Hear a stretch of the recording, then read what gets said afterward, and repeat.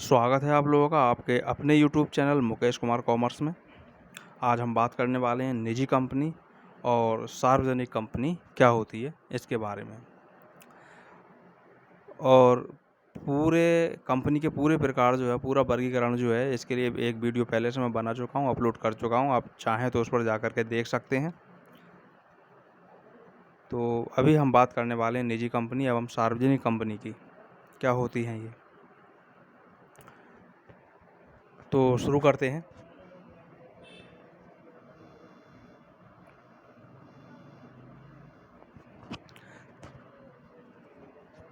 देखें, यहाँ पर बात कर रहे हैं हम निजी कंपनी की और दूसरी होगी सार्वजनिक कंपनी। ये दो कंपनी, लेकिन ये दो कंपनी एक कंपनी के दो प्रकार हैं। और वो जो एक है वो कंपनी है ये अंशों की हस्तांतरणीयता या हस्तांतरणशीलता या जनहित के आधार पर या जनता की रुचि के आधार पर, इस तरह से ये कंपनी दो प्रकार की होती है। एक निजी कंपनी, अभी हम निजी कंपनी की यहाँ पर बात कर रहे हैं पहले। तो निजी कंपनी क्योंकि अब जो है भारतीय कंपनी अधिनियम 1956 में संशोधन करके उसको भारतीय कंपनी अधिनियम 2013 बना दिया गया है, क्योंकि उसमें 2013 में संशोधन हुआ है जो कि 1 अप्रैल 2014 से लागू हुआ है भारत में। इसकी धारा 2 की 68 के अनुसार निजी कंपनी, इसको आलोक कंपनी भी कहा जाता है, से आशय एक ऐसी कंपनी से है जिसकी चुकता पूंजी यानी प्रदत्त पूंजी कम से कम 1 लाख रुपए या इससे अधिक जितनी निर्धारित की गई वो हो सकती है। अब इसमें ये 3 बातें हैं। पहली बात है नंबर 1,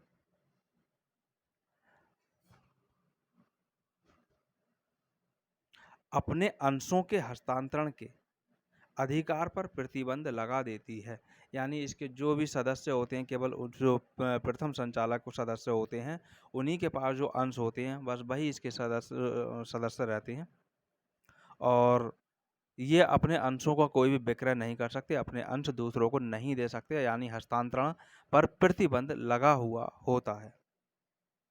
दूसरा है, अपने सदस्यों की संख्या 200 तक, यानी एक निजी कंपनी में अधिकतम संख्या जो है वो 200 तक सीमित हो सकती है, यानी 200 सदस्य हो सकते हैं। लेकिन भारतीय कंपनी अधिनियम 1956 में ये संख्या केवल 50 थी। ये 2013 के अधिनियम में जो संशोधन हुआ है उसमें 200 की गई है। इस संख्या में इन्हें शामिल नहीं किया जाता। अब इसमें जो संख्या 200 है, इसमें किन किन को शामिल नहीं किया जाता है, वह ऐसे व्यक्ति जो जो कंपनी के कर्मचारी हैं तथा कंपनी के सदस्य भी हैं, उनको इसमें शामिल नहीं किया जाता है। ऐसे व्यक्ति जो पहले कंपनी के कर्मचारी रहते हुए कंपनी के सदस्य भी थे और नौकरी छोड़ने के बाद भी कंपनी के सदस्य बने हुए हैं, उनको भी इस संख्या में शामिल नहीं किया जाता है। और इसकी जो तीसरी बात है, दूसरी हो गई, ये तीसरी बात, अपने अंशों तथा ऋण पत्रों को खरीदने के लिए जनता को आमंत्रित करने पर प्रतिबंध लगा देती है। ये अपने अंशों को जनता को खरीदने के लिए आमंत्रित नहीं करती है, यानी फिर विवरण प्रकाशित नहीं करती है। जब फिर विवरण ही प्रकाशित नहीं होगा तो ये अपने अंशों को भी नहीं बेच रही है। एक चीज यहाँ दे रखी है, कंपनी संशोधन अधिनियम 2000 के अनुसार प्रत्येक निजी कंपनी प्रदत्त पूंजी 1 लाख रुपए अवश्य होनी चाहिए। ये जो अधिनियम लिखा है ये 2013 की बात है। यहाँ जो लिखा है 2013 की भी बात है। अब बात करते हैं एक सार्वजनिक कंपनी की। तो निजी कंपनी आपको समझ में आ गई होगी, साधारण भाषा में हम इसको ऐसे कह सकते हैं। एक निजी कंपनी वह कंपनी होती है, उसको ध्यान से सुने, एक निजी कंपनी वह कंपनी होती है जो अपने अंशों के हस्तांतरण के अधिकार पर प्रतिबंध लगा देती है। नंबर 2, अपने सदस्यों की संख्या 200 तक सीमित रख सकती है। नंबर 3, अपने अंशों तथा ऋण पत्रों को खरीदने के लिए जनता को आमंत्रित नहीं करती है। ऐसी कंपनी को एक निजी कंपनी कहते हैं। एक निजी कंपनी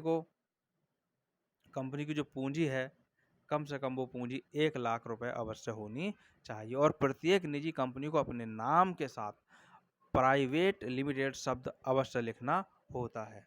बात करते हैं सार्वजनिक कंपनी की।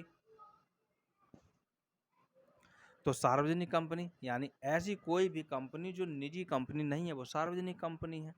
लिखा भी होगा, देखें यहाँ पर सार्वजनिक कंपनी की हम बात कर रहे हैं और यहाँ से इसको ले रहे हैं। सार्वजनिक कंपनी से तात्पर्य एक ऐसी कंपनी है जो निजी कंपनी नहीं है। आगे है सार्वजनिक कंपनी से अभिप्राय एक ऐसी कंपनी से जो एक निजी कंपनी नहीं है, जिसकी प्रदत्त पूंजी 5 लाख या इससे अधिक है, जो एक सार्वजनिक कंपनी की निजी सहायक कंपनी है। और सार्वजनिक कंपनी को अपने नाम के साथ में लिमिटेड शब्द, केवल लिमिटेड शब्द जोड़ा जाता है, अनिवार्य होता है।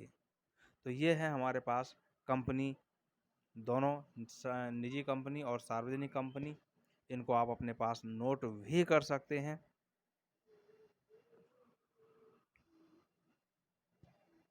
इनको ये रहे यहाँ तक, ये आप इनको यहाँ से इनको अपने पास नोट भी कर सकते हैं। वीडियो देखने के लिए बहुत बहुत धन्यवाद। मिलेंगे अगली वीडियो में।